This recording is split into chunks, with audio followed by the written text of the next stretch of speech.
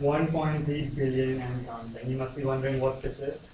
This is the population of my country, India, according to worldometers.com. Yes, it is a crazy number, and everyone says India is very overcrowded and dirty, which unfortunately I won't lie, it is, obviously, all of you know, but there are other reasons also which make India a great country. I believe so. So my talk today is about, I'm going to try to convince all of you to at least visit India for a holiday. So as I said before, yes, people do say India is dirty and overcrowded, and that's why they don't really visit it. But I'm going to talk about three main reasons for why all of you should visit India. Now these three reasons are really close to my heart, and also most of the people from India are really close to these reasons. So my first reason is hospitality, second will be cricket, and third will be Bollywood, which is the Indian movie industry. So I'm going to begin with some fun facts by factsguys.com to excite all of you about India. So the world's biggest family lives in India, a man with 39 wives and 94 children. Whoa! India has more mobile phones than bathrooms. India has more population than the entire Western Hemisphere of the Earth. A common man in India repeatedly once sold the Taj Mahal for millions of dollars. He was conning the Britisher who bought the Taj Mahal, and he went to jail. Again, happens only in India.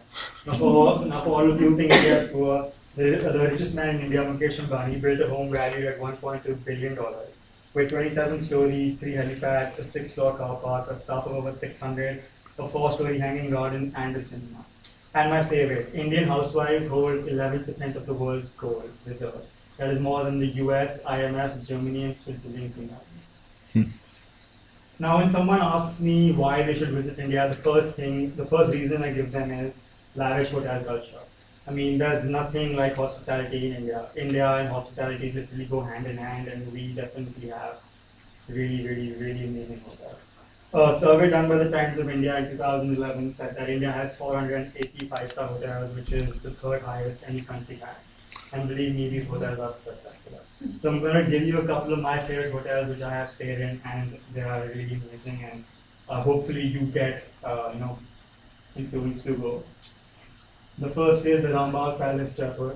Now this hotel was a palace. According to TajHotels.com, this palace was built in 1835 for one king. Now I don't know what a king would do with 500 rooms, but it was spoiled. That's how it worked. And today this hotel is one of the best hotels in the country by far, and has hosted many celebrities. David Beckham on CNN in 2012 said that this was his favorite hotel in the whole world. The second hotel I'm going to talk about is the Samud Palace, Jaipur. Now this palace, according to Samud.com, was also built in the 18th century by a wealthy king. Again, I don't know what their obsession with 500 rooms were, but I don't know what was wrong with them. This, as you can see, it is a really luxurious hotel, and the rooms go up to $10,000 a night, so it's really, really pricey. But still, it's a really great place to visit.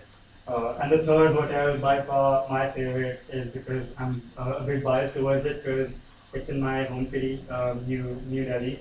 According to Leela.com, this hotel is the most expensive hotel in the world because of its land value of over $1.4 billion. This hotel has played host to even Barack Obama a couple of years back, and he's claimed that this hotel was pretty spectacular, which it is. Now, the second thing I'm going to talk to you about is a sport in India called cricket. Now, cricket is not just a sport in India, it's an entire religion. People worship this sport. I mean, it is huge. According to a survey done by the Times of India again in 2012, 54,593,224 people play cricket in India, and that's more than the population of most countries.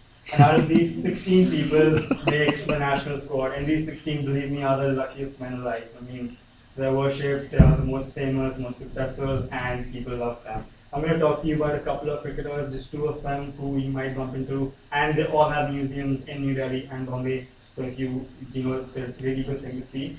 Number one is Sachin Tendulkar. I don't know how many of you have heard of him, but Forbes rated him as one of the most successful athletes of all time.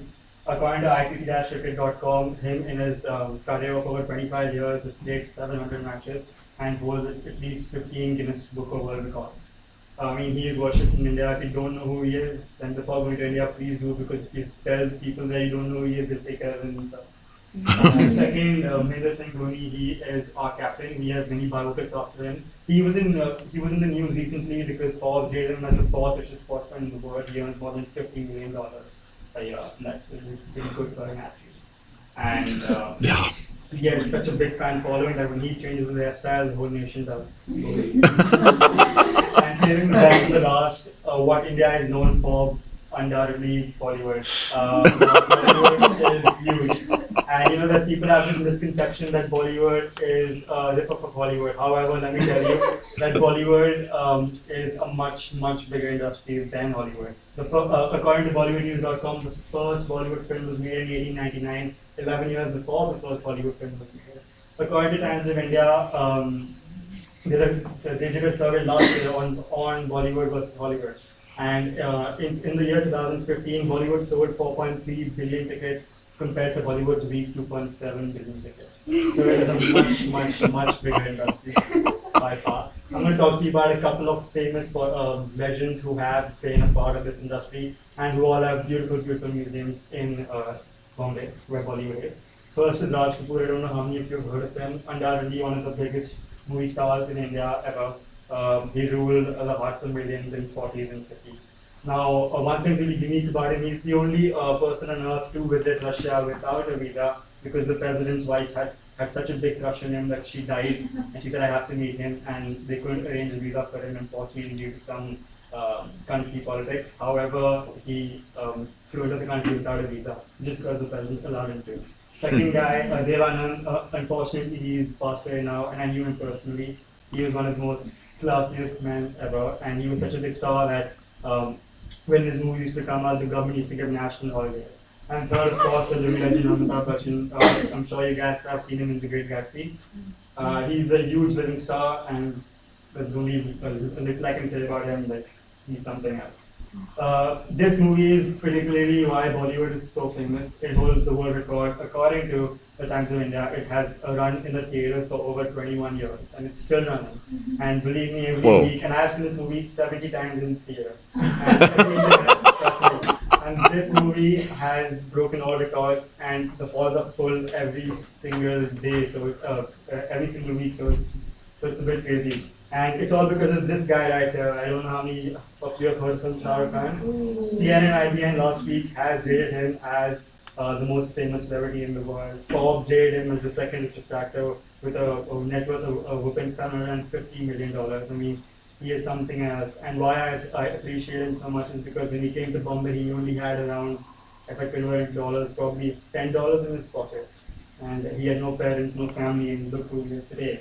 And one really important reason I brought him into my presentation this week was because there's something to do with him which invites billions of people around the world, around the globe to Bombay, and particularly outside his house. Why? Because every morning when he wakes up, this is what happens.